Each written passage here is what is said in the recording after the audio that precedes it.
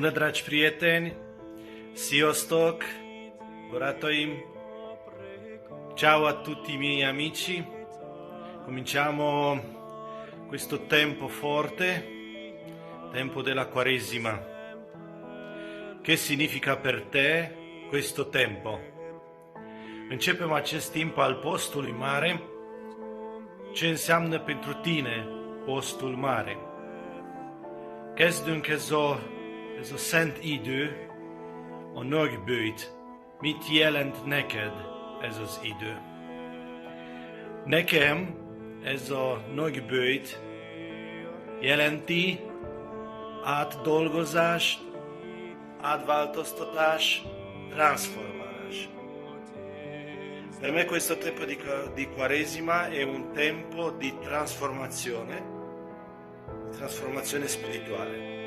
Pentru mine acest timp e un timp în care aș dori să mă transform mai mult, e un nou început pe care mi l-a oferit Dumnezeu pentru a schimba ceva în mine. Ciao, buongiorno. Per me la Quaresima significa guardare di più la croce. For me, the time of Lent is a time of discovering. You discover God as a loving Father. You discover yourself as a beloved Son. And you discover others as brothers in Christ.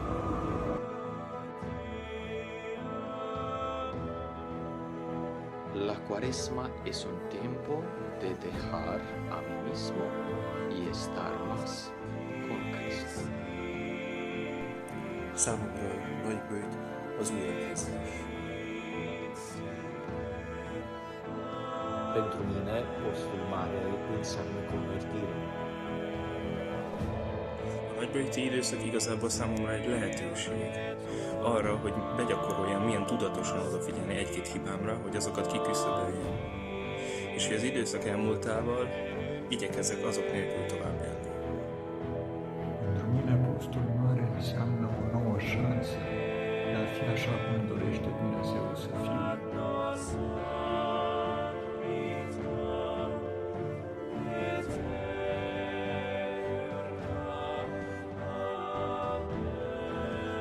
Pentru mine, postul mare este timpul renașterii, al primăverii sufletului.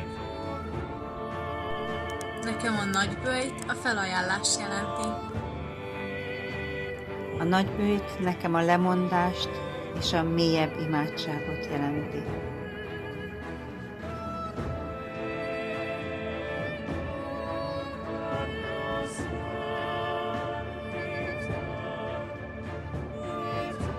Mine postul mare înseamnă renoirea iubirii lui Dumnezeu față de mine și renoirea iubirii mele față de Dumnezeu. Számomra a nagyböjt mindig az újratervezés időszaka. Pentru mine, postul mare înseamnă o ocazie mereu nouă ca prin rugăciune să-L descoper pe Dumnezeu ca Tată, prin post și abstinență să mă descoper ca un fiu iubit de acest Tată, iar prin caritate să-i descoper pe ceilalți ca frați.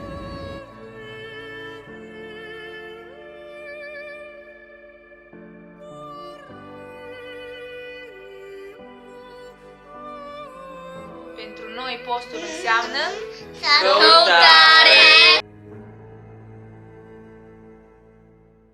A nagyböjt számomra egy új lehetőséget jelent.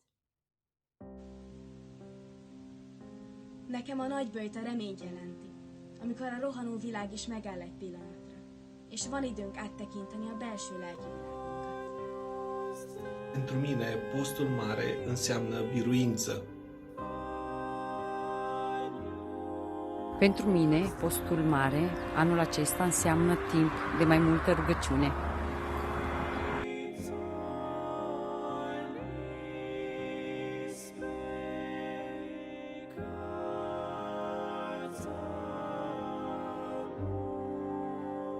Számomra a nagyböjt lelki wellness. Számomra a nagyböjt a bűnbánatot jelenti,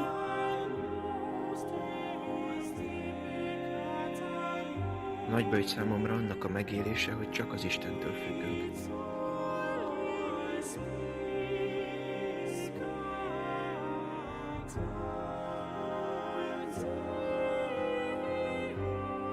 Nekem a nagy böjt az önmegtartóztatást jelenti.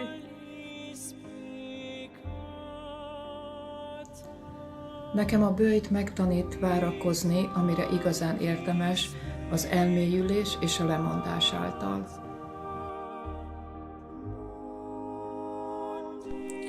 Számomra a nagyböjt megtisztulást és az új kezdetet Jézussal jelenti. Nekem a nagyböjt olyan, mint a sportolóknak a verseny előtt a bemelegítés. Számomra a nagyböjt az elcsendesedés.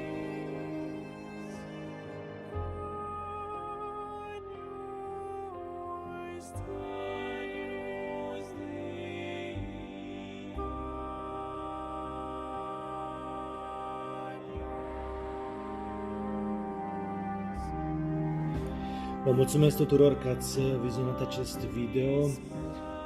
Vă pregătesc în zilele următoare alte surprize. Dacă doriți să vizionați mai multe videouri pe canalul meu de YouTube, apăsați butonul de jos, abonează-te sau subscribe. For more and more video, push the button subscribe. Drum bun, eu tot, buon cammino di Quaresima a tutti voi. Vă salută și Sfânta Iuzepina Machita, prietena mea cea mai bună, pe care o port, pe la schio, peste tot pe unde merg, unde păstoresc. Ciao a tutti voi!